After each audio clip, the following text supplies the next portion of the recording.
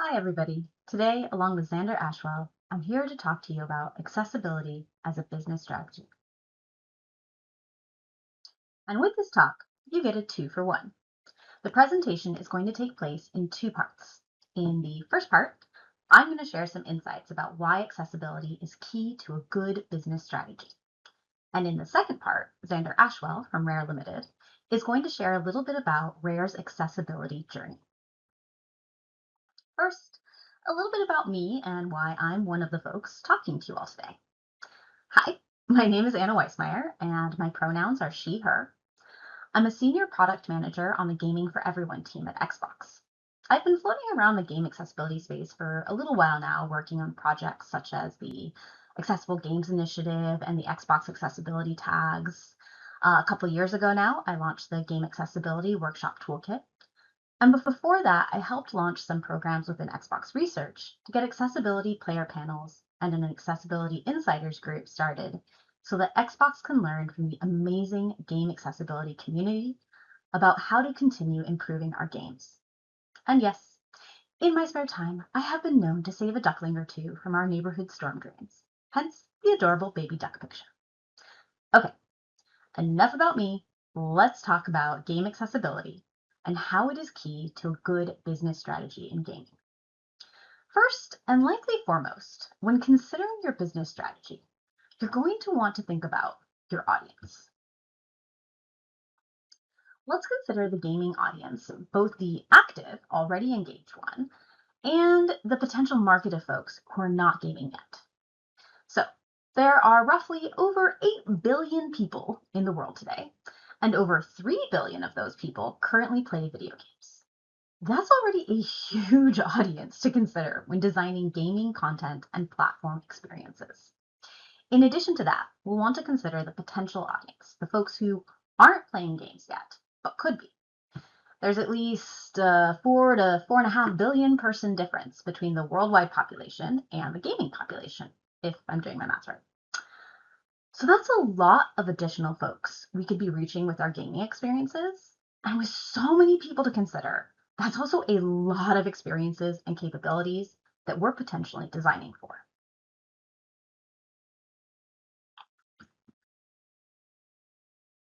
In fact, the Entertainment Software Association, or the ESA, recently put out their 2025 Essential Facts about the United States video game industry. This report states that 21% of adult players in the United States report having a disability. And many worldwide statistics echo similar numbers. Anywhere from 20 to 30% of players likely have a disability of some kind. This means that the ways in which players engage in gaming experiences may vary widely across the gaming population. Some folks might play with 2 hands on a television. Others might play with 1 hand and their chin on a computer. And more people are coming up with creative gaming setups so that they too can enjoy gaming, even when gaming experiences aren't made with them in mind. And it's important to note that these numbers are also likely an underrepresentation of the number of people experiencing accessibility barriers in gaming. When people respond to surveys like this one, the one from the Entertainment Software Association, about their disability status, they're often thinking of what we call the medical model of disability. Do they have, or maybe think they have, a medically diagnosable condition?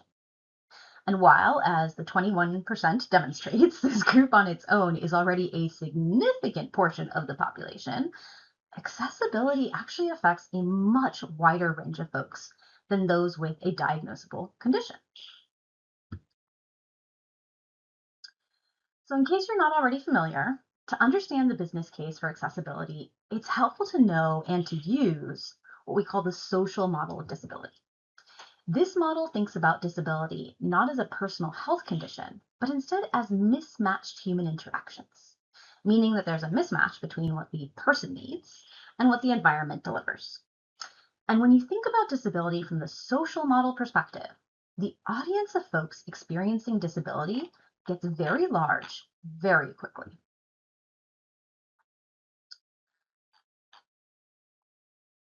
This graphic represents the inclusive design persona spectrum. It provides examples of how people with different conditions may experience similar accessibility barriers. For example, a bartender in a loud environment is going to rely more on visual cues than auditory ones, much like someone who has a temporary ear infection or someone who is deaf or hard of hearing. And it's important to note here that the persona spectrum is not claiming that these experiences are the same, but is instead noting that accessibility features that have been designed for someone with a permanent condition can also help people with temporary or situational conditions. Subtitles are a great example of this. Subtitles were originally developed in the 1800s to provide dialogue for silent films that had no audio.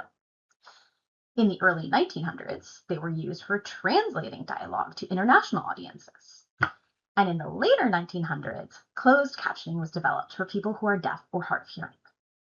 But since then, people all over the world use subtitles, even when they're watching something in their own language, like I do, that they don't need translation for, and even when they have no diagnosed auditory related conditions. So subtitles are a really clear example of a feature designed for specific purposes that has extended well beyond those original design intents. And don't take my word for it. Game developers across the industry have shared information about how popular subtitles are. Ubisoft is probably one of the best known for sharing that when subtitles were turned on by default, 97% of people playing Far Cry New Dawn left them on, and 95% of people playing Assassin's Creed Odyssey left them on. And then just last year, in 2025, Rebellion shared that 97% of Zombie Army 4 Dead War players played with subtitles on, and 96% of Sniper Elite 5 players also played with subtitles on. And this is particularly impressive if you think back to the data I showed from the Entertainment Software Association's report, in which 16% of United States players identified as having a hearing-related disability. That difference there is huge between 16% reporting having the disability and 96% of players using the feature, right? This shows that the benefits of subtitles are extending well beyond the population of folks who are deaf or hard of hearing, which is oftentimes why games include subtitles in the first place. So let's tie this all back to business strategy now. And to do that, I'm going to use an example from a different industry just for a moment. Cars. So imagine that you're looking for a car to buy. You see a really nice car in the lot. It's exactly the color you like. It has all the extra features you like. Maybe a sunroof. And the price is great. You're really, really, really excited about this car. So you ask to get in and test drive it. Then you get into the car and you realize that you aren't able to adjust how far back or forward the seat is. You can't adjust the steering wheel or the seat belt or any of the mirrors. So the car looks really nice on the outside, but it doesn't matter because you can't drive it. It's only been made with a very specific person in mind, and that person isn't you. Now imagine you get into a second car. This one's maybe a dull color, has none of the fancy features you like, but you get in and you can adjust everything. The seat positioning back and forward, up and down, the steering wheel, the mirrors. It is really comfortable to drive. Which one are you going to consider purchasing? The one that looks pretty, but you can't drive? Or the car that you can actually use for the purpose that it was intended? Games aren't any different. Players value being able to customize a game to best meet their needs. A game that a player can't actually play is, in my opinion, nothing more than a digital paperweight taking up space in their gaming catalog. It might look pretty. It might even have all the extra features that they love, right? And maybe even that content, right? But what's the point if they can't play it? As a business, you have to consider that if people can't play your games, it's also not worth it to spend their time or money on your games. Accessibility in games is an opportunity to differentiate yourself in the gaming market. It makes it possible for some players to play your game who may not have been able or wanted to otherwise, while simultaneously improving the experience for your current gaming audience. At its core, accessibility is all about customization. It's about giving players the features that they need or want to create the most individualized experience for themselves. And by building in more accessibility features, you are providing more players a pathway to engaging with your game. And if you think about the full spectrum of competition that games are up against, it's not just other games you need to think about. It's also other forms of media and entertainment. When you consider this much larger attention economy, it becomes even more imperative for games to be up to par on accessibility. Consider that even mainstream online streaming services like Netflix now offer accessibility features such as audio description and sign language on many of their titles.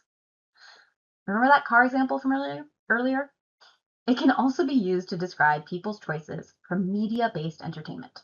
For example, if I have to pick between a game that doesn't have the features I need to play and a TV show or a movie that does, I'm gonna pick the one I can engage with, the TV show or the movie, even if what I really want to do in that moment is play a game. And folks within the industry are sharing more and more data that demonstrates the importance of accessibility and customization for players. For example, in a 2024 Game Accessibility Conference presentation, Rémi Bouton from Ubisoft shared some statistics about players' use of difficulty levels in Prince of Persia: The Lost Crown. He shared that 44% of players played the game on the default difficulty setting. This means that 56%, that's over half of players, chose to play on a setting other than the default one. 37% played one of the other preset difficulty options, and a full 20% of their audience chose the fully customizable experience, the custom difficulty setting. And it's possible that by not including those other options, the team would have missed out on a large portion of players who could enjoy their game. And we're seeing these kinds of data across more and more studios and franchises. In 2025, Activision shared their Inclusive Growth Report and reported that almost half of their players access the accessibility settings menu and use a feature that simplifies navigation for the player, called Intelligent Movement. That's a lot of players whose needs might not have been met if that feature had not been present. And this reminds me of the audio visualization feature in Fortnite that was initially limited to specific platforms and is now used widely across their player base. And as of 2024, is turned on by default for all players. So while it was initially, and I think still is, described on their website as an accessibility feature, functionally, it has become a core game mechanic. And if you again consider the demographic information I shared earlier, these usage numbers become even more impressive. While at minimum 20% of players report having a disability, we're seeing accessibility feature usage that is at least double that in games. And it's not just feature usage. The availability of these features translates to purchasing decisions. In a 2025 developer blog post, Xbox shared that more than 10% of visitors who discover a game through the Accessible in Games marketing channel go on to purchase that title. In addition, the gaming industry as a whole has begun to recognize the importance of accessibility. The inclusion of accessibility features and innovation in this space is being recognized and rewarded more and more throughout the industry. Since 2021, we've seen a huge increase in the number of game industry awards recognizing excellence in accessibility and accessible design. We have the Innovation in Accessibility Award from the Game Awards.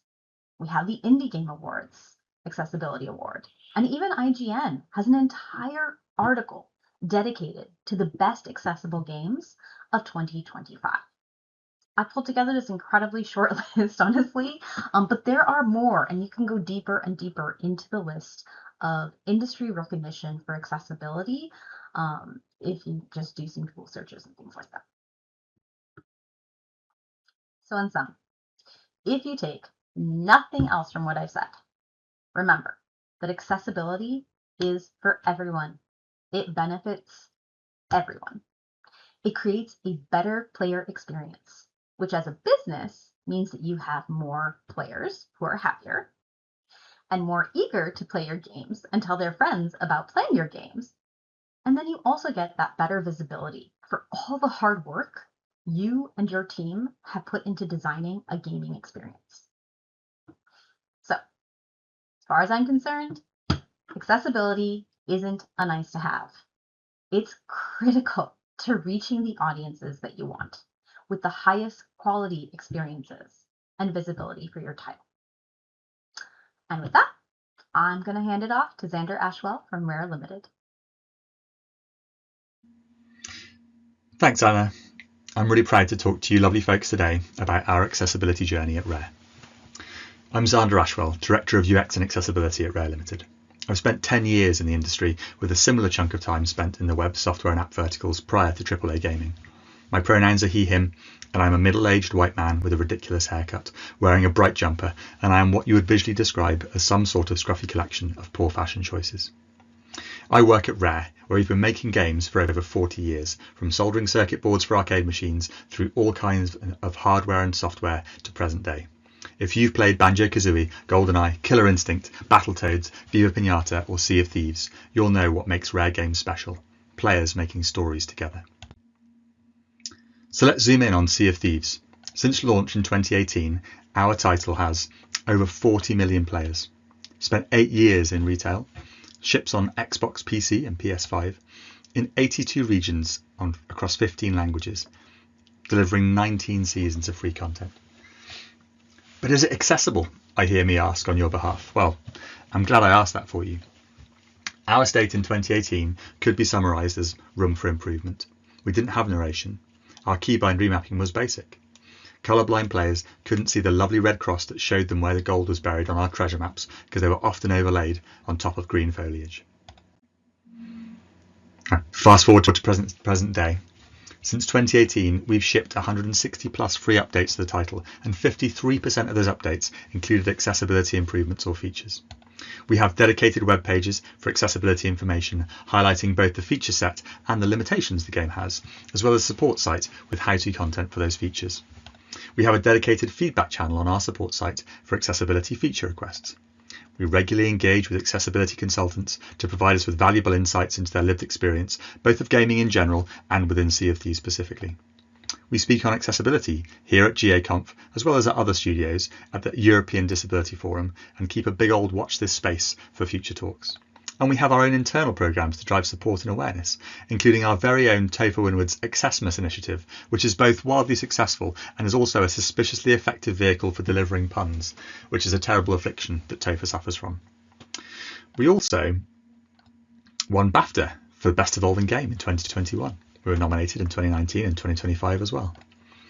We won Most Improved Award at GAConf 2023 and were nominated the Greatest Accessibility Innovation at GAConf in 2023 as well. We were also nominated Best Post-Launch Accessibility in 2020 by Can I Play That? And Rare Studios was nominated Most Dedicated Studio at GAConf 2022 and 2024, as well as Can I Play That in 2021 and 2020. More recently, we won MCV Develops Accessibility Innovation of the Year 2025, and to cap it all off, we eventually won Most Dedicated Studio Award at GAConf in 2025. So how do we do it? Well, culture and mindset are critical. Accessibility is fundamentally about the quality of our product, and quality is a culture and mindset conversation. Building visibility, empathy and awareness is vital to embedding accessibility into an organisation. We took an iterative approach. Starting from scratch with a live service product with very little accessibility accommodation for players can feel overwhelming, but little improvements stack up over time. We distribute accountability. One person can't solve all the problems. This is where culture helps, building visibility, awareness and empathy across specialisms, and signposting clearly how they can learn and get help. We take a non-medicalised view on disability. Framing disability as solely a medical diagnosis minimises the needs of players and the potential impact of your efforts. Everyone benefits from more customisation. This is about your players, your customers, not just a subset. And don't go alone. There's a ton of incredible communities, support and resources online. A great example of this is GAConf's Discord and Anna Waismeyer's Game Accessibility Workshop Toolkit. Both great examples of the support that you can find across the industry. So what lessons did we learn? Well, as I mentioned earlier, iterate. Small barriers are still barriers, so don't wait to ship value to players. The smallest change in your experience can make the difference between inclusion and exclusion. Advocate for iterative processes within your studio and validate impact with real users. Match design intent. Incorporate the intentional barriers and break down unintentional barriers. Intentional barriers are fun when they hit the sweet spot of capability and reward being aligned and balanced. Otherwise, they can be boring or frustrating. But unintentional barriers throw players out of flow state and into deep frustration, or worse, prevent them from playing at all. Include folks with lived experience, not just for insight, but also for visibility, understanding, and building empathy on your team. We pay consultants with lived experience of accessibility accommodations to play our title and learn from their experience and expertise. And admit when you don't know. It's fine not to know the solution. Rather than accepting that it can't be solved, seek help. As I mentioned before, the gaming accessibility community can be a deeply supportive space. Reach out. And compliance is not usability. Doing just enough to pass platform requirements or regional laws doesn't mean suddenly everyone can access your experience. Compliance is a foundation to build on, not a target. What else did we learn? Well, when it comes to maturing capability, ensuring that you bake inclusive design in from the outset. It's not just cheaper, but you end up with a better quality design for everyone. Inclusive design is good design. It also makes financial sense. The costs of bugs increase roughly by a factor of 10 for every stage of development they're addressed in, and accessibility bugs are no different. They propagate into many downstream systems, are harder to correct without rework, and often require behavioural, content, and technical fixes when addressed in production.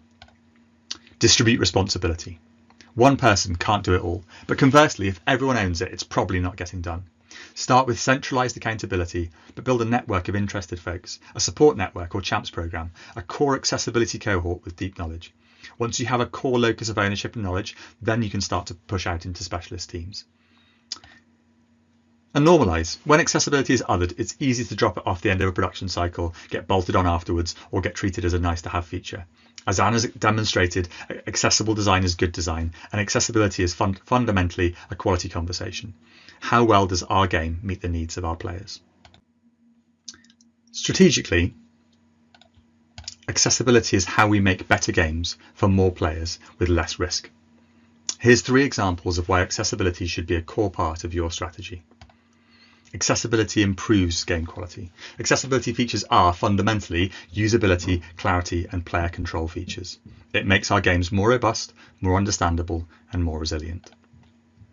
Accessibility expands and retains our audience. A significant portion of players use accessibility features to personalize their gameplay. These features directly influence retention and continued engagement, particularly in complex contexts. And accessibility reduces production risk. When accessibility is addressed late, it creates expensive rework, scheduling pressures, and design compromises. Now, I'm going to start things at first principles here, so bear with me. But often, starting at first principles is a good way to identify where any potential disagreement may lie when trying to build consensus. But as an overly reductive statement, accessibility is just making things for people. But crucially, actual, real people. We build experiences for humans. Humans are wonderfully diverse, and the experiences that we build should reflect, accommodate, and acknowledge that diversity. Now, as I said, we build things for people, and your choices as a game developer shape the game that you build.